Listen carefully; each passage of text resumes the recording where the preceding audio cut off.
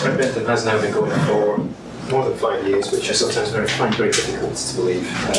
And unless anything crops up in the next few weeks, this will probably likely my final presentation about Transcribe Bentham. So thank you very much for listening, because next year I start work on editing Bentham's writings in Australia. So it seems appropriate that I've been asked to consider the evaluation methodologies we've used in assessing whether or not Transcribe Bentham has been successful in its last half decade, which that sounds very scary. So a key aim of Transcribe Bentham is to evaluate whether or not untrained amateur volunteers could carry out complex tasks which are generally assumed to be the preserve of experienced researchers. And I think among crowdsourcing projects, Transcribe Bentham is perhaps among the most demanding. In that we ask people to transcribe 18th and 19th century handwritten manuscripts like these, and then mark up their work in text encoding initiative compliant XML. But despite the apparent complexity of these tasks, volunteers have more than risen to the challenge, and these are a few of the manuscripts which they've dealt with and successfully dealt with a bit of quality control on our part. And one volunteer even transcribed that. Amazing. Transcribe Bentham is now firmly embedded in the work of the Bentham Project here at UCL, which was established in 1959 to produce the new scholarly edition of the collected works of Jeremy Bentham, and this will ultimately supersede the 19th century edition, which is entirely inadequate. And is the key mission of the Bentham Project. So if we look at how do we measure whether this project has been a success, well, there's many metrics. One could be the much heralded public impact, public engagement and impact agendas, particularly when it comes to the ref. And by any measurement, Bentham's life and thought and Bentham's studies have never been more high profile, I suspect, or at least I'd like to think that's in part thanks to Transcribe Bentham. In terms of quantity, as of last Friday, volunteers had transcribed or partially transcribed 13,778 pages, which we estimate to contain about 6 million words, including XML. And 94% of those have passed the quality control process. And such is the volume of manuscripts being transcribed that if the volunteers keep up their current rate of transcription, the remaining 60,000 or so manuscript pages which still need to be transcribed could be done within 10 to 12 years, which if you told us that 5 years ago, would just have seemed impossible. It will also make available a digital resource of international significance. Had Transcribe Bentham never existed, then the earliest that the remaining untranscribed portion would be transcribed would be about 2081. So quite a long way off. One of the main tasks in Transcribe Bentham is checking each transcript which comes through to make sure it's textually accurate and that the encoding is consistent.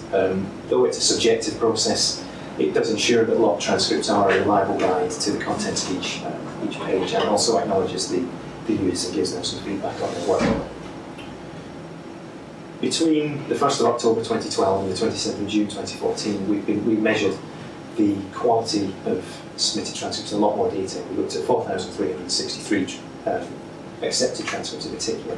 We recorded the length of each transcript, including and excluding the XML, how many alterations were required to the text and the TEI of each transcript, and how long it took us to check it. So that the quality was extraordinarily high. The average transcript required only 3 alterations to the text and 5 to its TEI markup before we accepted it. And the introduction of an improved transcription interface reduced the number of TEI errors from 8 to just 3, which was particularly useful. As it's in checking the TEI markup that most of the time was invested. As you can see down this end, the bars in blue indicate the first iteration of the transcription platform. And these manuscripts here took a disproportionate amount of time to check, so I think it was about 80 of them. And they took about 40% of the time required during that period to check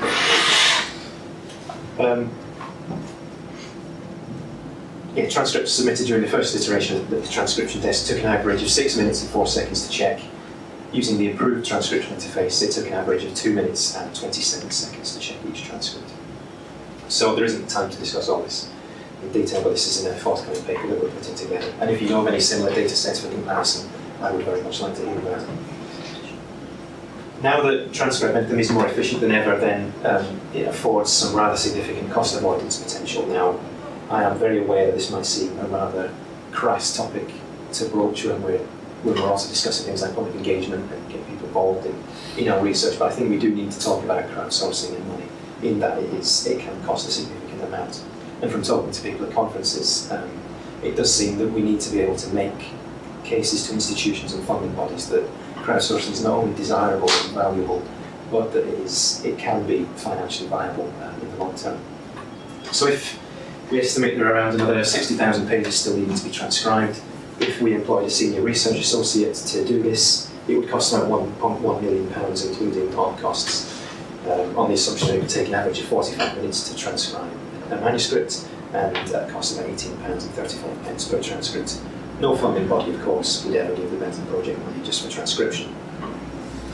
And if as I say, by the end of our testing period, it took 207 seconds to check and improve a transcript, which works out at around about 97% of that senior research associate's time.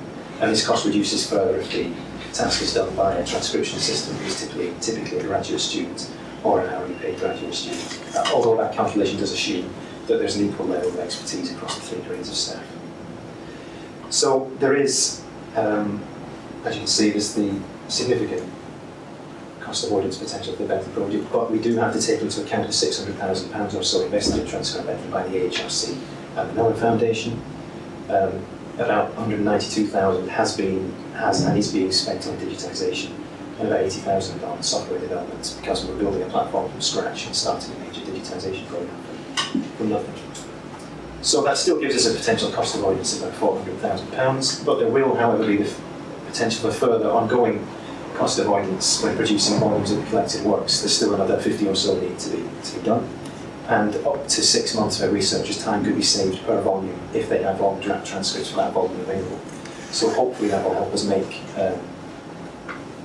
future editorial work, applications for editorial work more competitive. So despite the initial heavy outlay on Transcribe Bentham, it will hopefully pay off in the long term.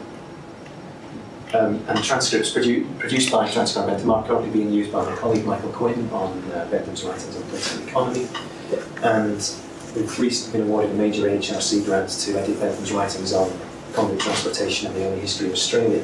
And without Transcribe Bentham, I don't think this application would have been anywhere near as successful. In fact, I don't think it would have been successful at all. And in the first instance, volunteers have uncovered items that I simply wouldn't have had the time to find myself. For instance, they found a significant unpublished portion of Bentham's attack on transportation, called Oxford versus New South Wales, and the theoretical justification for the violent overthrow of the governor of New South Wales, which he never published. And this sort of ongoing engagement with scholarship and allowing the wider public to actively contribute to it is of a huge benefit to our work and can only increase the profile and the audience. And editing the writings on Australia will also be a major test case for how crowdsourced transcription can be integrated into a major scholarly enterprise. So 45 seconds. The last 5 years have been incredibly exciting, and if you told me back in 2010 that we would have had so many transcripts submitted, that we'd be using volunteer transcripts to train handwriting text recognition models in the project I was talking about this morning, it's astonishing. And Bentham loved technology, and he would have been thrilled to see his work being put to such varied uses. So I think we might well conclude that if we can successfully crowdsource Bentham's manuscripts in an efficient manner, then we can conceivably crowdsource almost anything. I'll stop there.